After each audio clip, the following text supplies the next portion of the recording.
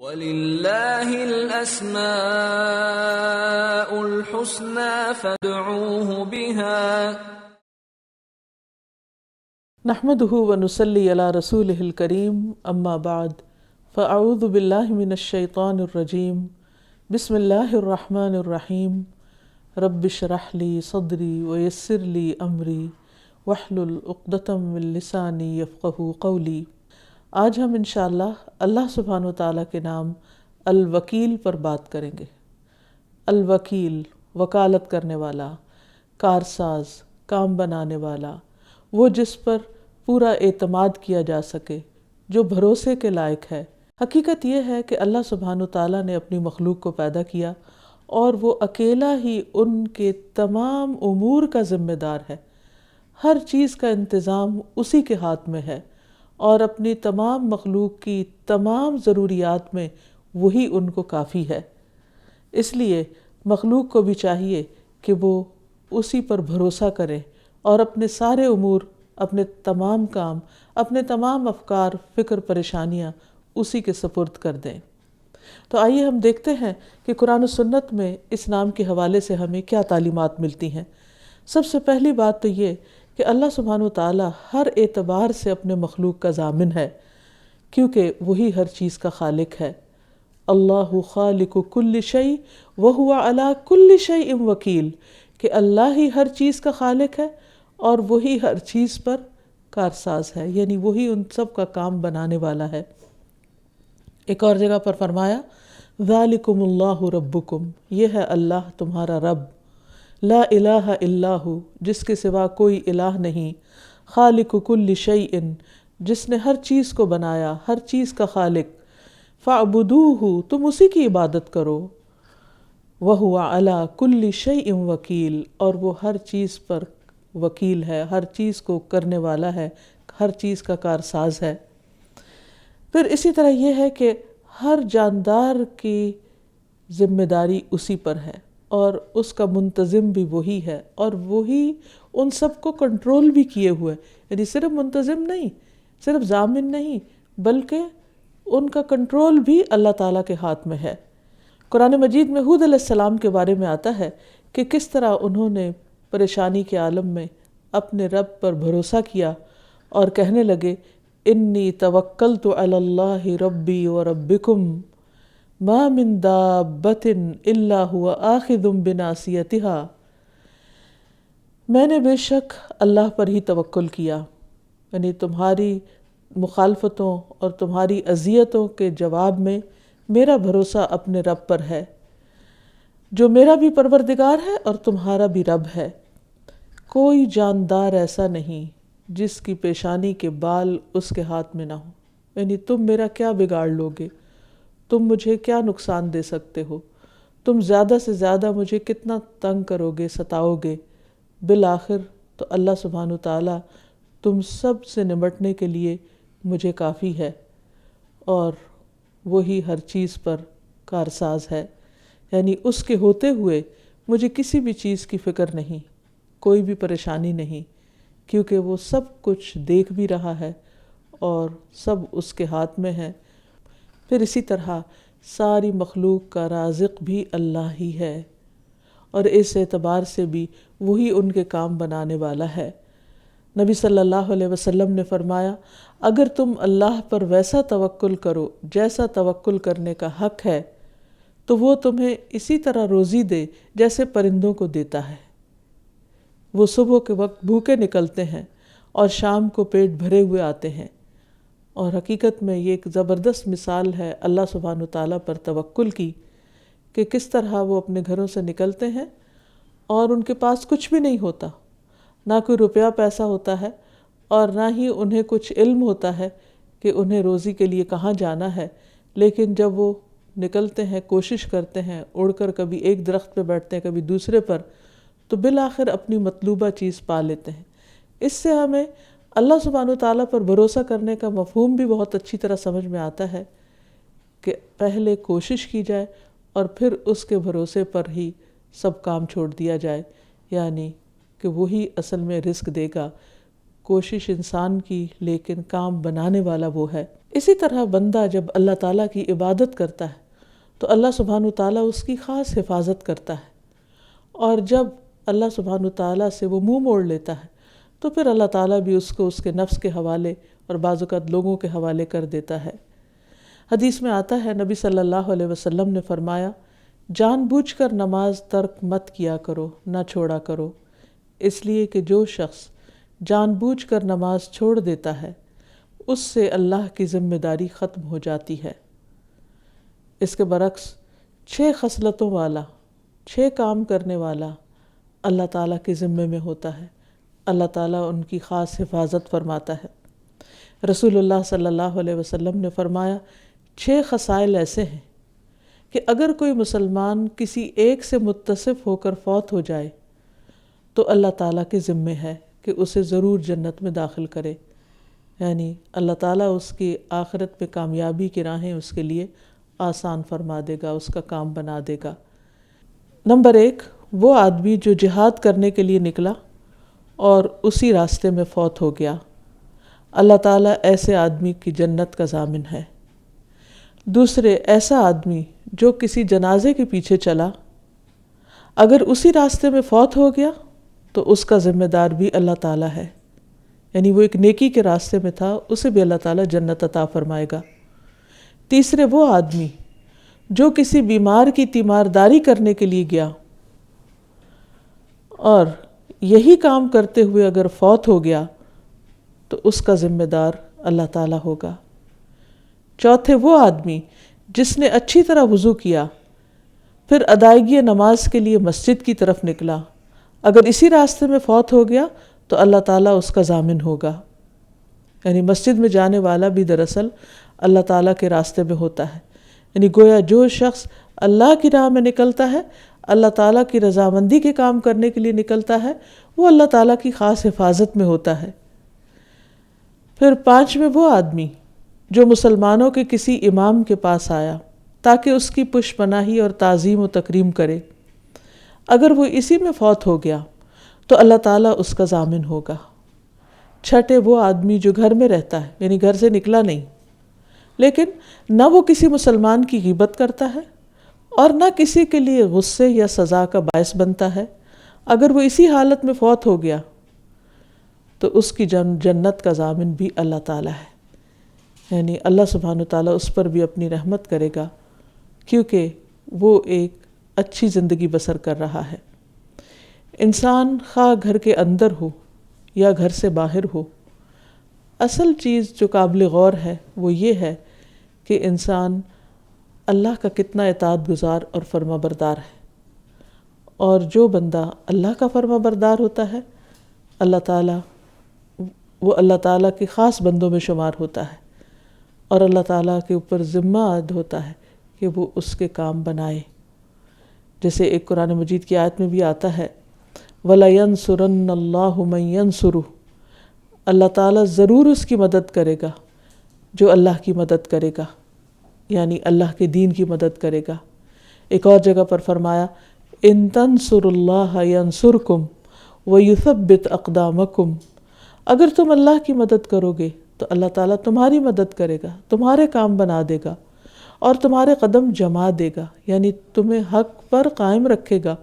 اور اسی استقامت کے ساتھ تمہاری موت آئے گی، اور پھر جس کی موت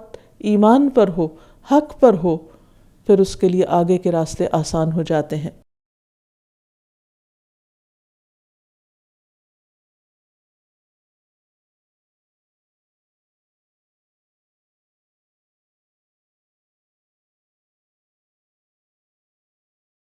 وَلِلَّهِ الْأَسْمَاءُ الْحُسْنَى فَادْعُوهُ بِهَا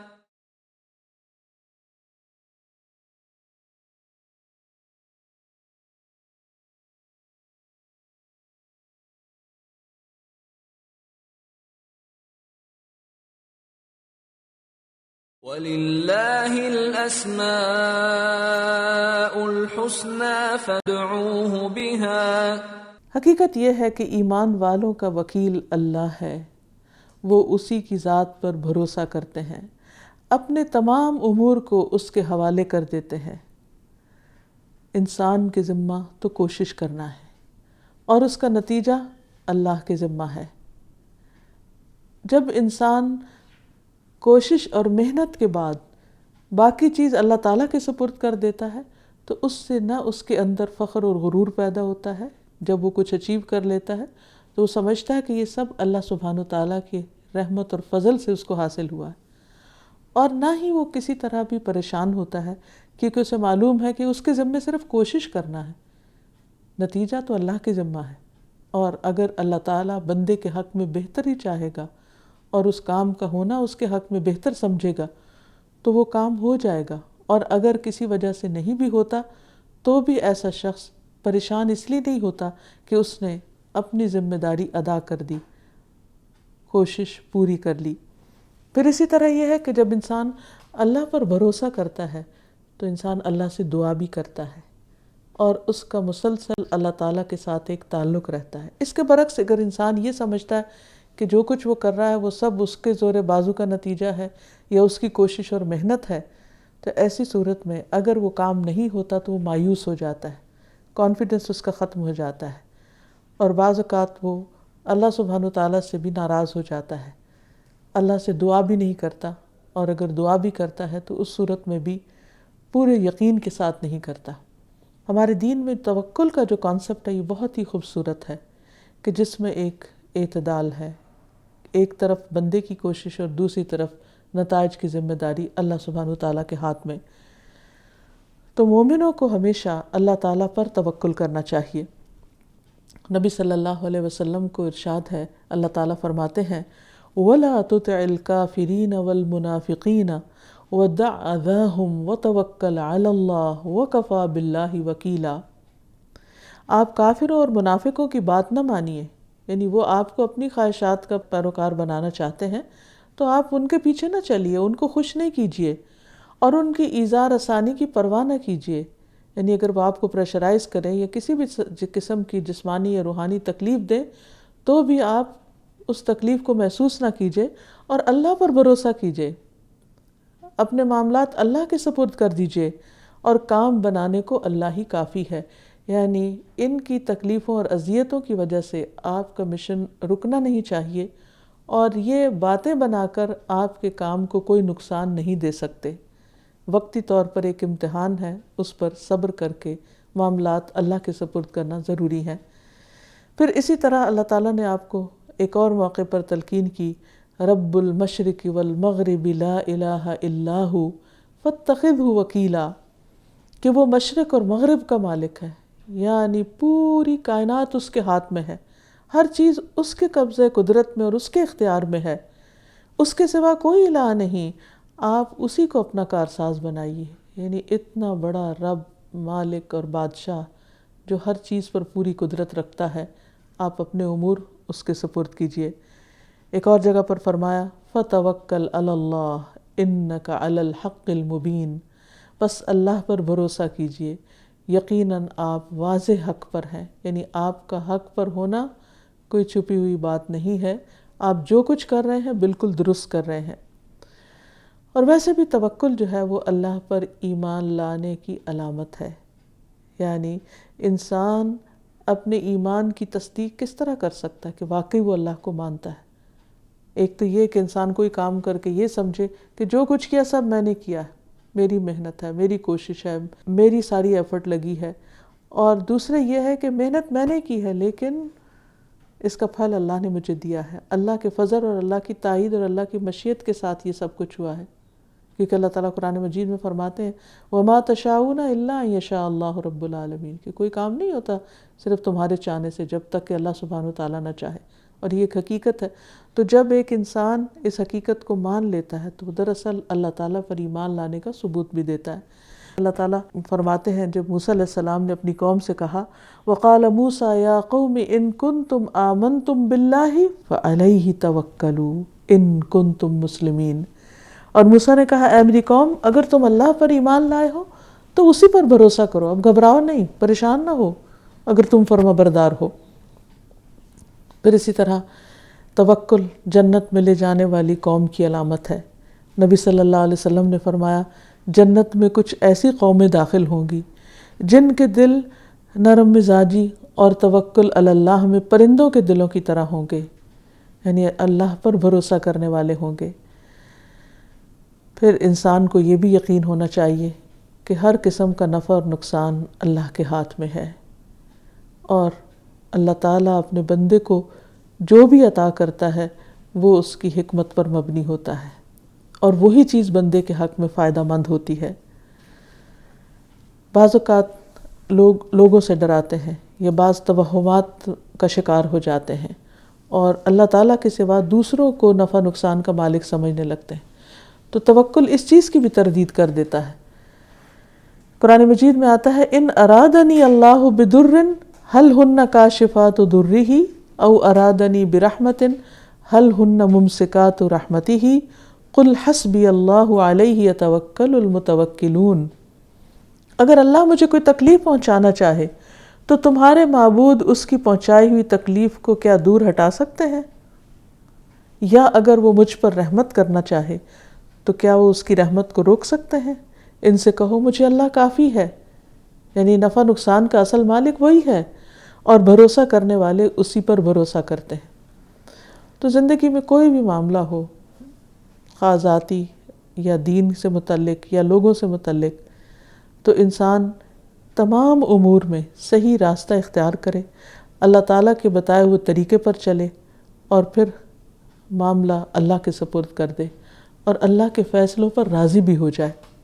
کیونکہ جب ہم یہ کہتے ہیں نا رضیت باللہ ربًا، کہ میں اللہ کے رب ہونے پہ راضی ہوں، تو اس کا مطلب یہ ہے کہ اللہ تعالیٰ کا جو بھی فیصلہ ہے میرے حق میں اس پر بھی میں راضی ہوں اور میں مطمئن ہوں، اور انسان ہر قسم کے توہمات کو بھی چھوڑ دے کہ اللہ تعالیٰ کے علاوہ کوئی اور اس کو کچھ نقصان دے سکتا ہے۔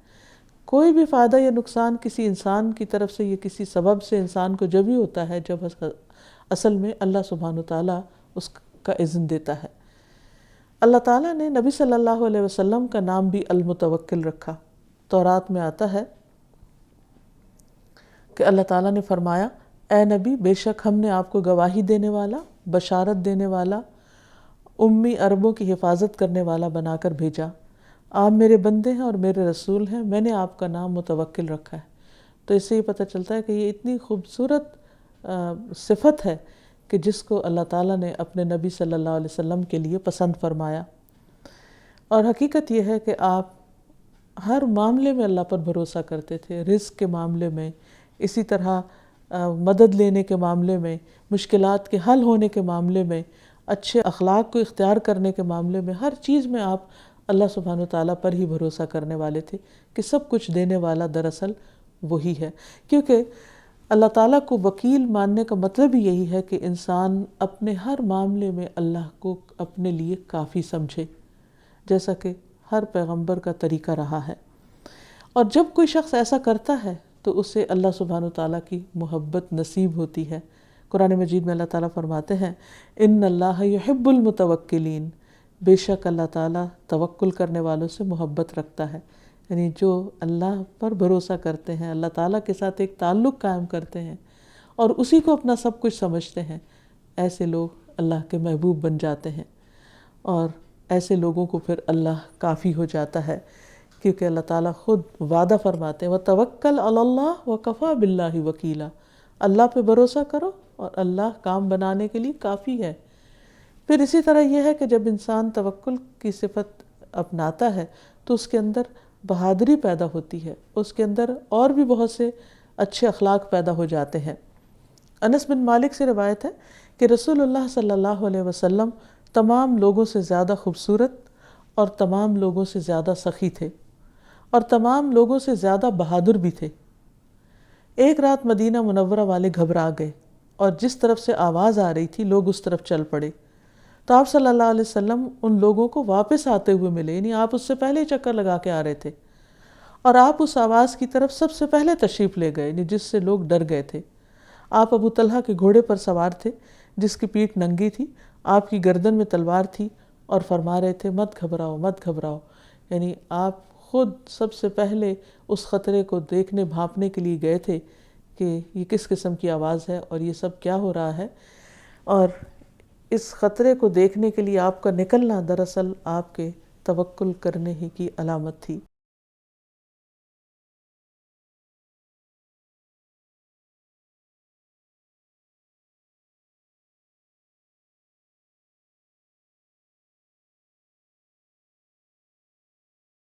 وَلِلَّهِ الْأَسْمَاءُ الْحُسْنَى فَادْعُوهُ بِهَا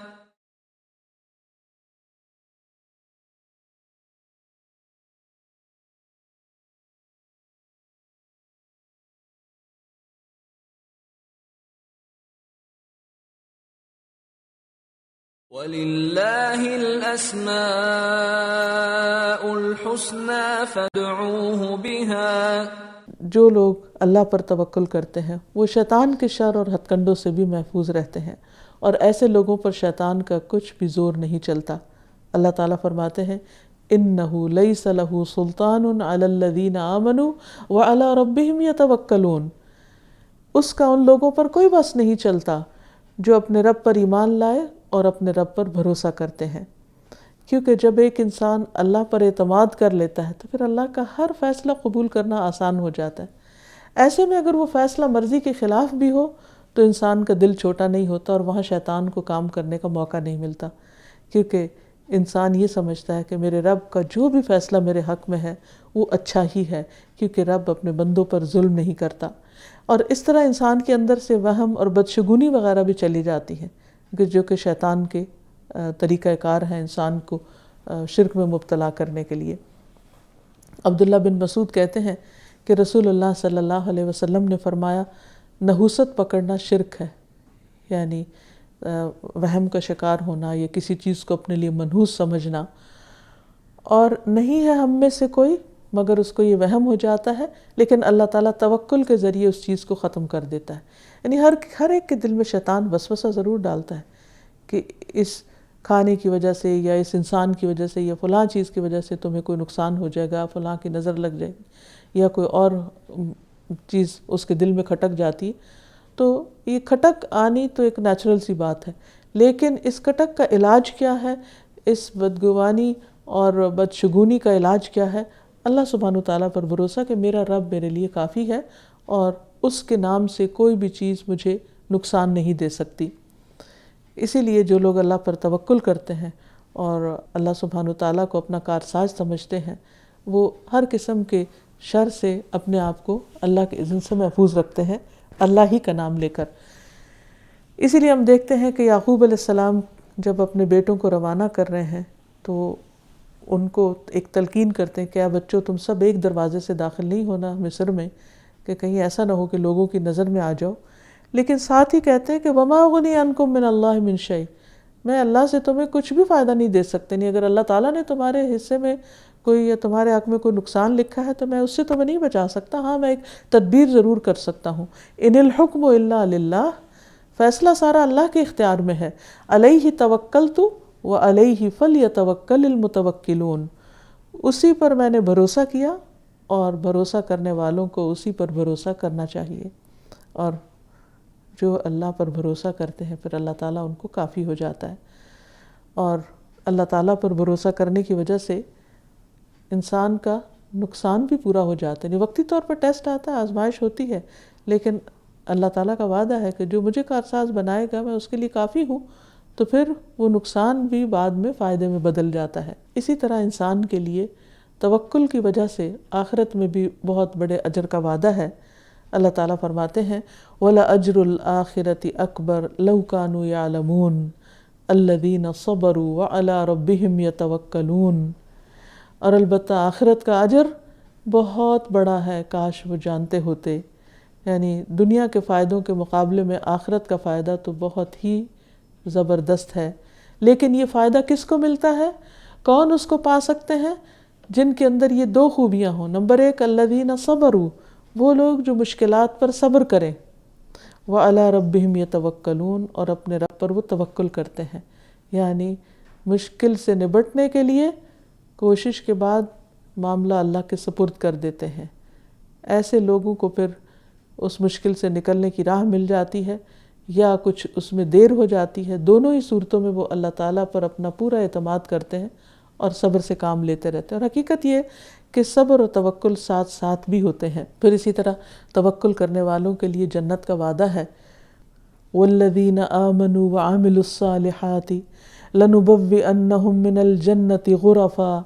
تَجْرِي مِن تَحْتِهَا الْأَنْهَارُ خَالِدِينَ فِيهَا نِعْمَ أَجْرُ الْعَامِلِينَ الَّذِينَ صَبَرُوا وَعَلَىٰ رَبِّهِمْ يَتَوَكَّلُونَ۔ اور جو لوگ ایمان لائے اور انہوں نے نیک عمل کیے، ہم انہیں ضرور ہی جنت کے اونچے گھروں میں جگہ دیں گے جن کے نیچے سے نہریں بہتی ہیں، ہمیشہ ان میں رہنے والے ہیں۔ یہ ان عمل کرنے والوں کے لیے اچھا بدلہ ہے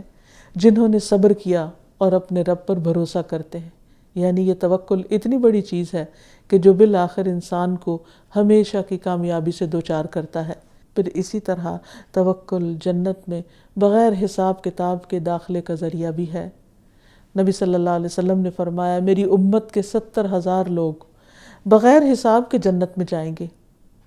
جو دم طلب نہیں کرتے، یعنی کسی سے نہیں کہتے کہ آؤ مجھ پہ دم کرو، اور نہ شگون لیتے ہیں، اور اپنے رب ہی پر بھروسہ کرتے ہیں۔ تو جو شخص اللہ سبحانہ وتعالیٰ کو اپنا وکیل سمجھ لے، اسے چاہیے کہ پھر وہ اپنے رب پر ہی بھروسہ کرے، اپنے رزق کا ضامن بھی اسی کو سمجھے، یعنی محنت کرے، کوشش کرے، جو بھی چھوٹی یا بڑی جاب ملے اس میں بھی پوری امانت داری سے اپنا کام کرے۔ اگر کوئی کاروبار ہے تو اس میں بھی خوب دل لگائے اور فوری جلد فائدوں کی امید نہ رکھے، اور مسلسل محنت کرتا رہے اور باقی معاملات اللہ کے سپرد کر دے۔ کیونکہ توکل کا معنی یہ نہیں ہے کہ انسان عاجز ہو کر بیٹھ جائے، ہاتھ پہ ہاتھ رکھ کے بیٹھ جائے کہ اگر ہماری قسمت میں روزی لکھی ہوگی تو خود ہی آ جائے گی۔ نہیں، توکل کا معنی یہ ہے کہ اللہ نے رزق کا ذمہ لیا ہے، لیکن اللہ ہی کا حکم بھی ہے کہ انسان محنت کرے، کوشش کرے، اور اپنے بیوی بچوں کا حق نہ مارے، ان کا حق ضائع نہ کرے، کیونکہ جو شخص کام نہیں کرتا وہ اللہ سبحانہ وتعالیٰ کا پسندیدہ نہیں۔ اللہ نے رزق کا ذمہ لیا ہے، لیکن پرندوں کی مثال سے ہی پتہ چلتا ہے کہ وہ صبح سویرے ارلی مارننگ نکلتے ہیں، سورج طلوع ہوتا ہی ہے اس کی پہلی کرن کے ساتھ وہ اڑ جاتے ہیں اور اپنے رزق کی تلاش میں لگ جاتے ہیں، اور شام تک مسلسل رزق تلاش کرتے رہتے ہیں، یعنی کتنی سخت محنت کرتے ہیں، اور ہزاروں میل کی اڑانے اڑتے ہیں دن میں صرف ایک کام کے لیے، کیونکہ ان کی زندگی کا مقصد تو صرف ایک ہی ہے۔ تو بندہ مومن کو بھی اللہ سبحانہ وتعالیٰ پر بھروسہ کرتے ہوئے خوب محنت کرنی چاہیے۔ اللہ تعالیٰ فرماتے ہیں وَفِي السَّمَاءِ رِزْقُكُمْ وَمَا تُوعَدُونَ، اور آسمان ہی میں تمہارا رزق ہے اور وہ بھی جس کا تم وعدہ دیے جاتے ہو۔ یعنی اللہ تعالیٰ نے رزق کے لیے آسمان اور زمین کے دہانے کھول رکھے ہیں، اور پھر جو شخص اپنے رب پر بھروسہ کرتا ہے اللہ تعالیٰ اس کے لیے کافی ہو جاتا ہے، اور اس کو وہاں سے رزق دیتا ہے جہاں سے وہ سوچ بھی نہیں سکتا۔ فرمایا وَيَرْزُقْهُ مِنْ حَيْثُ لَا يَحْتَسِبُ وَمَن يَتَوَكَّلْ عَلَى اللَّهِ فَهُوَ حَسْبُهُ إِنَّ اللَّهَ بَالِغُ أَمْرِهِ قَدْ جَعَلَ اللَّهُ لِكُلِّ شَيْءٍ قَدْرًا، اور اسے وہاں سے رزق دے گا جہاں سے وہ سوچ بھی نہیں سکتا، اور جو کوئی اللہ پر بھروسہ کرے تو وہ اس کو کافی ہے۔ بے شک اللہ اپنے کام کو پورا کرنے والا ہے، یقیناً اللہ نے ہر چیز کے لیے ایک اندازہ مقرر کر رکھا ہے، یعنی ہر چیز کا ایک وقت مقرر ہے، ایک کوانٹٹی مقرر ہے کہ کس کو کس وقت ملنا ہے، لیکن اس کے لیے کوشش شرط ہے۔ پھر یہ ہے کہ انسان کوشش کے ساتھ ساتھ، بھروسے کے ساتھ، توکل کے ساتھ ساتھ اللہ تعالیٰ سے دعا بھی کرے کہ اللہ تعالیٰ اس کو رزق عطا کرے، یا جس چیز کے بارے میں بھی وہ امیدوار ہے اللہ تعالیٰ کی رحمت کا، اس کی دعا کرے۔ نبی صلی اللہ علیہ وسلم نے فرمایا کوئی شخص اس طرح دعا نہ کرے کہ اے اللہ اگر تو چاہے تو مجھے روزی دے دے اور نہیں چاہے تو نہ دے، بلکہ پختگی کے ساتھ سوال کرنا چاہیے، کیونکہ اللہ جو چاہتا ہے کرتا ہے، اس پر کوئی جبر کرنے والا نہیں ہے، کوئی زبردستی نہیں کر سکتا، لیکن بندوں کا فرض بنتا ہے کہ وہ اللہ تعالیٰ کو اپنا سمجھ کر اور اس پر بھروسہ کرتے ہوئے، اس کو اپنا وکیل اور کارساز سمجھتے ہوئے اس سے خوب مانگیں، بندوں سے مانگنے کی بجائے اللہ سبحانہ وتعالیٰ سے مانگیں۔ اور پھر جو بندہ اللہ تعالیٰ سے رزق مانگتا ہے اللہ تعالیٰ اس کو رزق عطا کرتا ہے۔ رزق کے علاوہ باقی بھی جتنے مرحلے ہیں زندگی میں انسان کے اور جتنے بھی معاملات ہیں، ان سب میں بھی انسان کو اللہ تعالیٰ پر ہی بھروسہ کرنا چاہیے۔ اللہ سبحانہ تعالیٰ نے فرمایا وَتَوَكَّلْ عَلَى الْحَيِّ الَّذِي لَا يَمُوتُ وَسَبِّحْ بِحَمْدِهِ، اور زندہ پر بھروسہ کر جو نہیں مرے گا، اور اس کی حمد کے ساتھ تسبیح کر۔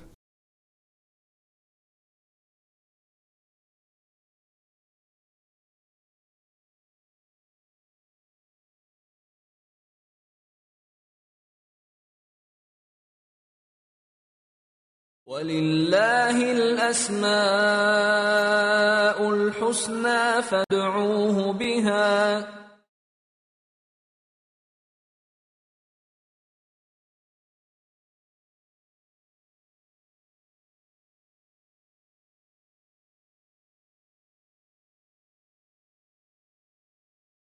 وَلِلَّهِ الْأَسْمَاءُ الْحُسْنَى فَادْعُوهُ بِهَا۔ عام طور پر انسان کو جب کوئی مشکل پیش آتی ہے تو وہ اپنے دائیں بائیں دیکھتا ہے، اس کی نظریں اپنے جیسے انسانوں پر پڑتی ہیں، اور پھر اس کو تسلی ہوتی ہے اگر انسانوں میں سے کوئی اس کی مدد کرنے والا اس کو دکھائی دیتا ہے۔ لیکن یہاں پر کیا سکھایا جا رہا ہے کہ دیکھو، انسان تو فانی ہے، انسان تو جانے والے ہیں، انسانوں کا دیا ہوا فائدہ تو محدود ہے، لمیٹڈ ہے۔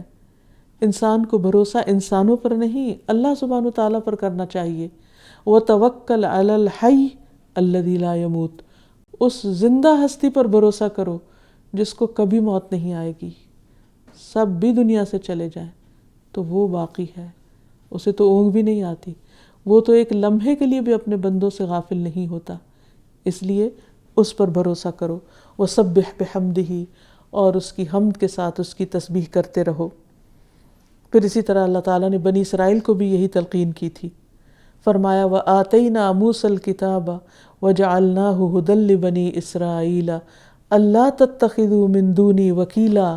اور ہم نے موسیٰ علیہ السلام کو کتاب دی اور اسے بنی اسرائیل کے لیے ہدایت بنایا کہ تم میرے سوا کوئی اور کارساز نہیں پکڑو گے۔ یعنی ان کی کتاب میں جو ان کے لیے واضح تعلیم تھی وہ کیا، کہ اللہ ہی پر بھروسہ کرو۔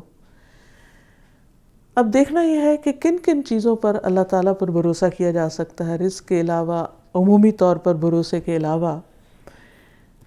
نمبر 1، جب انسان کسی بھی کام کا ارادہ کرے، کسی چیز کا پکا عزم کر لے، تو اس کام کو کرے بھی اور پھر بھروسہ بھی کرے۔ جیسے نبی صلی اللہ علیہ وسلم کو بتایا گیا کہ فَإِذَا عَزَمْتَ فَتَوَكَّلْ عَلَى اللَّهِ، جب آپ کسی چیز کا عزم کر لیں، فیصلہ کر لیں، تو پھر اللہ پر بھروسہ کریں۔ یعنی سٹیپس کیا ہے کہ سب سے پہلے نیت اور ارادہ سچا ہو، خالص ہو، کیونکہ اللہ تعالیٰ اپنے بندوں کے ساتھ ان کے گمان کے مطابق، جو بندہ اپنی نیت میں سچا ہوتا ہے اللہ تعالیٰ اس کے لیے عمل کے راستے آسان کر دیتا ہے۔ دوسری بات یہ کہ نیت سے مراد پکا ارادہ، عزم، اور پھر اس کے لیے کوشش، اور پھر اس کے لیے دعا۔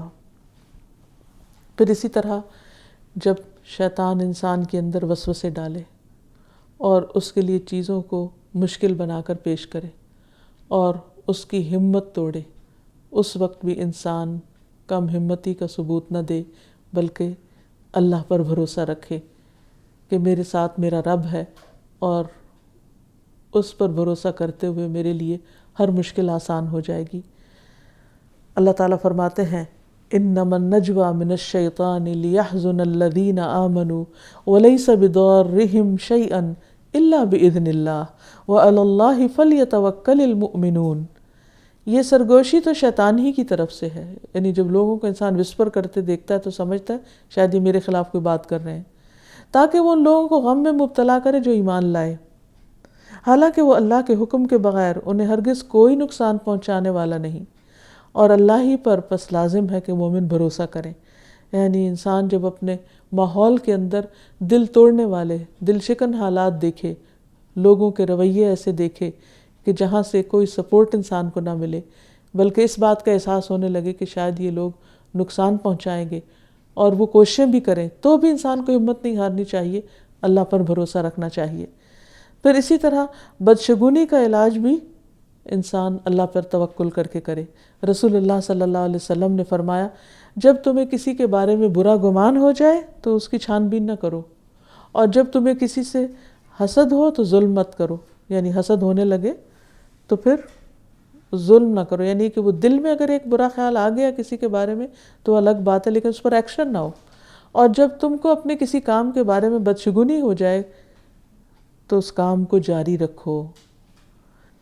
پھر اسی طرح اگر انسان واضح علامات بھی دیکھے کہ لوگ اس کو نقصان دینے کی کوشش کر رہے ہیں تو بھی وہ اللہ کا سہارا پکڑے اور کہے کہ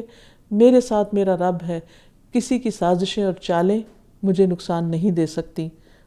فرمایا قُلْ لَن يُصِيبَنَا إِلَّا مَا كَتَبَ اللَّهُ لَنَا، کہہ دیجئے ہمیں ہرگز کوئی نقصان نہیں پہنچے گا مگر وہی جو اللہ نے ہمارے لیے لکھ دیا۔ هُوَ مَوْلَانَا، وہی ہمارا مولا ہے، وہی کارساز ہے۔ وَعَلَى اللَّهِ فَلْيَتَوَكَّلِ الْمُؤْمِنُونَ، اور اللہ پر مومنوں کو بھروسہ کرنا چاہیے۔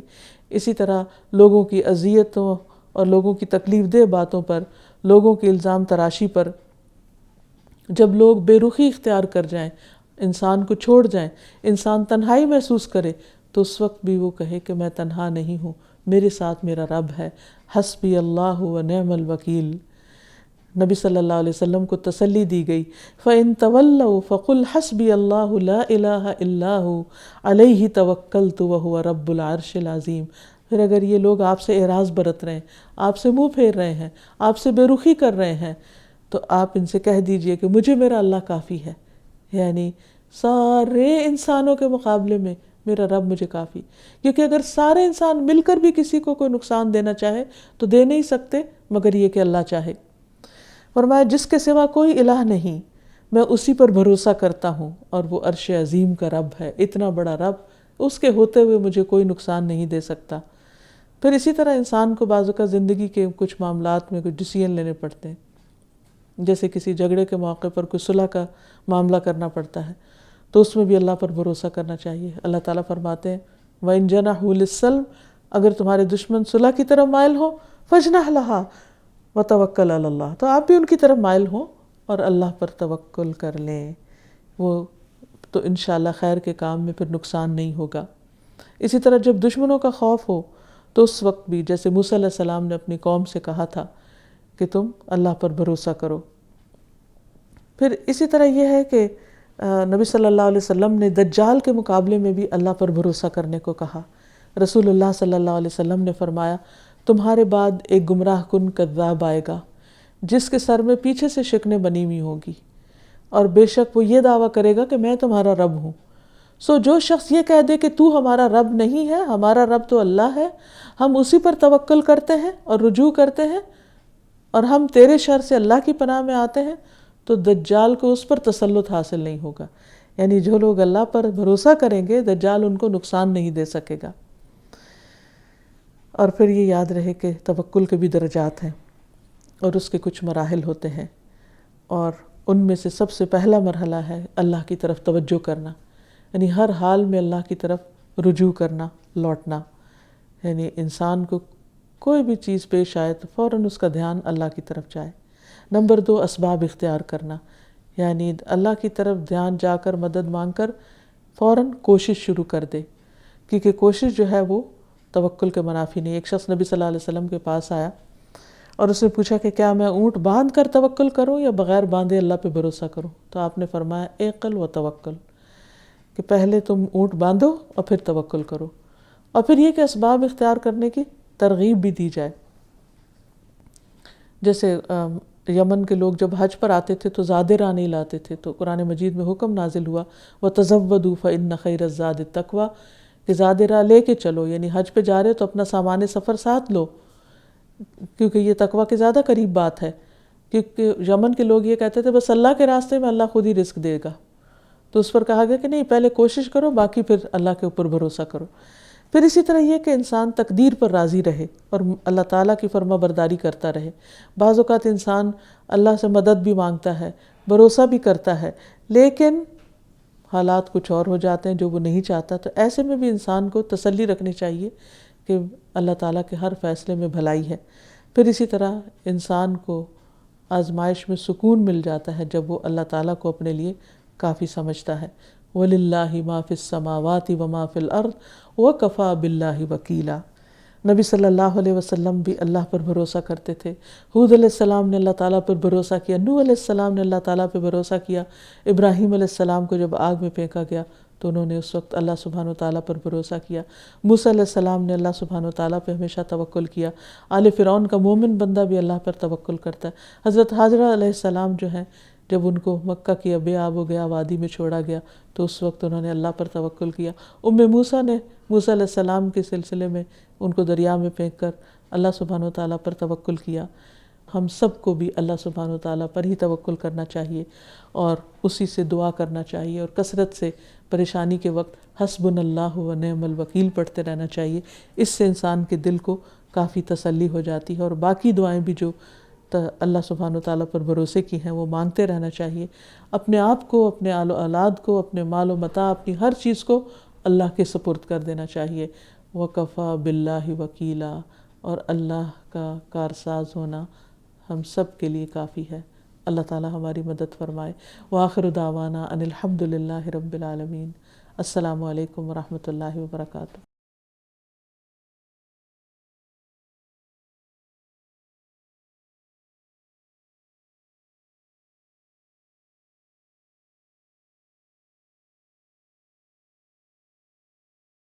وَلِلَّهِ الْأَسْمَاءُ الْحُسْنَى فَادْعُوهُ بِهَا